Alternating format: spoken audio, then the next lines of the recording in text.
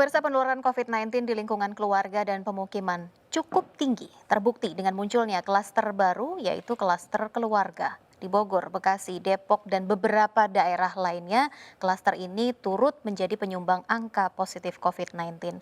Sementara itu, pemerintah daerah kini juga semakin gencar untuk menerapkan sanksi atau denda bagi pelanggar protokol kesehatan. Akankah hal ini menjadi efektif untuk kembali mendisiplinkan masyarakat? Bersama saya Rizka Indah, pemirsa kita akan memperbincangkan lebih lanjut kaitannya dengan tak pakai masker, denda di depan mata. Sebelum kami hadirkan perbincangannya ke hadapan Anda, seperti biasa, terlebih dahulu kami akan update informasi seputar peristiwa yang terjadi sepanjang hari ini. Pemirsa, ribuan calon penumpang kereta komuter lain menumpuk di stasiun Kota Bekasi, Jawa Barat hari ini. Antrean calon penumpang mengular hingga ratusan meter sampai ke luar stasiun.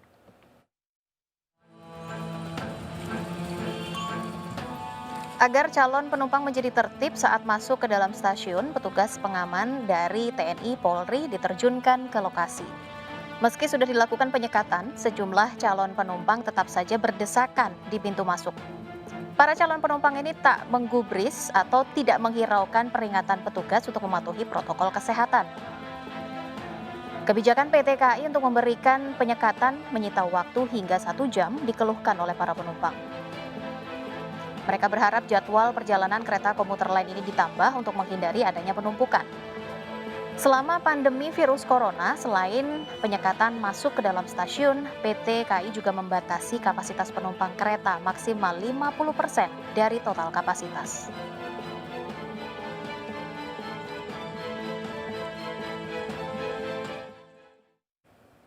Ya, pemirsa, usai meninggal dunia akibat COVID-19, Dinas Kesehatan akan melakukan tracing terhadap pihak keluarga PLT Bupati Sidoarjo Nur Ahmad Syaifuddin. Selain kepada pejabat Pemkab Sidoarjo, tes swab juga dilakukan kepada sopir dan ajudan PLT Bupati Sidoarjo. Warga memberikan penghormatan terakhir kepada PLT Bupati yang selama 6 bulan terakhir menjadi pemimpin bagi warga untuk memerangi pandemi virus corona. Meninggalnya PLT Bupati Sidoarjo Nur Ahmad Syaifuddin akibat virus corona tak menghalangi warga untuk mengucapkan salam perpisahan meski tanpa menurunkan peti jenazah. Dinas Kesehatan Kabupaten Sidoarjo melakukan tracing kepada pihak keluarga serta pejabat Pemkab Sidoarjo termasuk sopir dan ajudan almarhum. Tak hanya PLT Bupati Sidoarjo, terdapat sejumlah nama kepala daerah yang meninggal dunia akibat COVID-19. Di antaranya Wakil Bupati Waikanan Edward Antoni yang terpapar COVID-19 usai melakukan perjalanan dari Jakarta.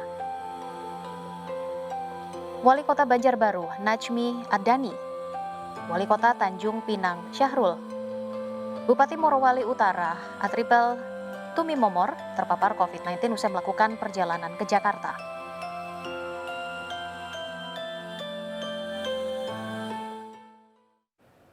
Membludaknya pengunjung sebuah mal baru di Semarang, Jawa Tengah viral di media sosial. Padatnya antrian masuk mal membuat protokol jaga jarak tak diindahkan dan juga rentan memicu penularan COVID-19.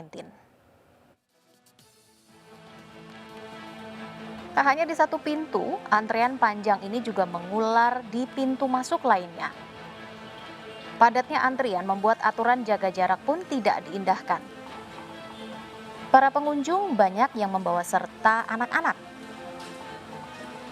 Warga ini mendatangi pusat perbelanjaan karena adanya atraksi Videotron yang menampilkan pemandangan bawah laut di atap mal. Munculnya titik keramaian yang mengabaikan protokol kesehatan membuat Satpol PP Kota Semarang berencana akan melakukan razia di mal ini pada hari Senin. Sebelumnya, membludaknya pengunjung mal tentrem ini viral di media sosial. Namun, warga juga tetap mendatangi mal yang padat meskipun kondisi ini beresiko tinggi di tengah pandemi COVID-19.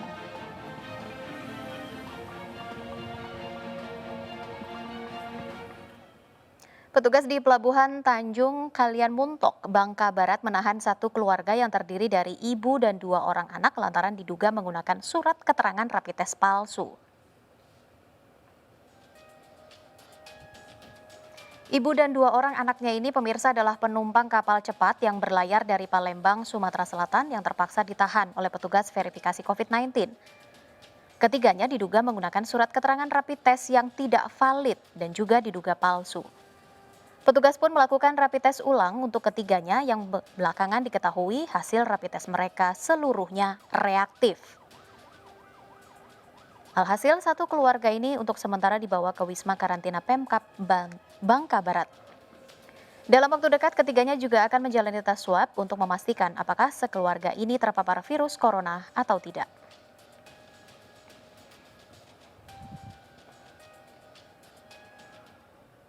Pemirsa, Presiden Joko Widodo memberikan sederet arahan terbaru kepada Komite Penanganan COVID-19 dan juga Pemulihan Ekonomi Nasional. Salah satunya adalah soal kampanye pemakaian masker.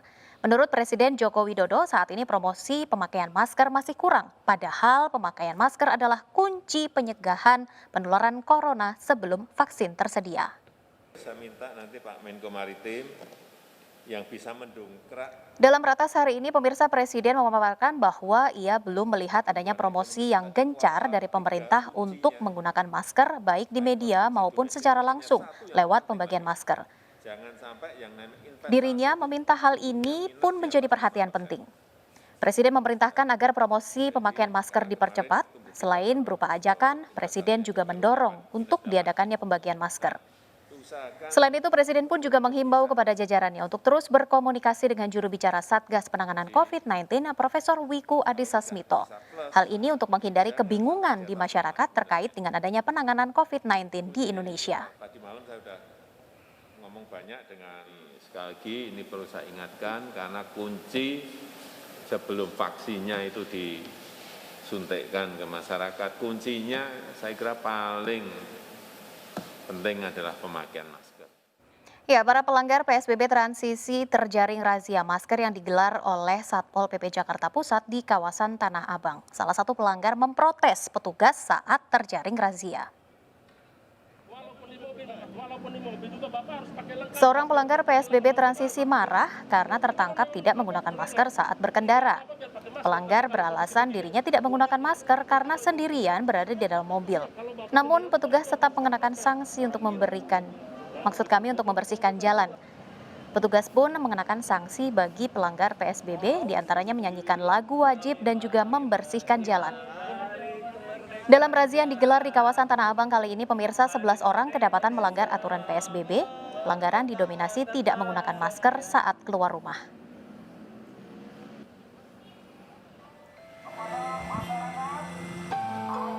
Ya, sementara itu di Kabupaten Brebes, Jawa Tengah, petugas gabungan TNI, Polri, dan Satpol PP terus mensosialisasikan bahaya COVID-19 dengan memberikan imbauan protokol kesehatan.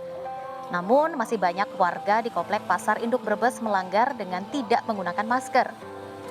Warga yang kedapatan melanggar protokol kesehatan ini mendapat sanksi ringan berupa hukuman dengan menyanyikan lagu Indonesia Raya dan juga menghafal teks Pancasila. Saat ini, pemirsa, Kabupaten Brebes masuk dalam zona kuning dan razia masker ini akan terus digelar petugas di sejumlah lokasi lain seperti di pusat perbelanjaan dan juga tempat wisata.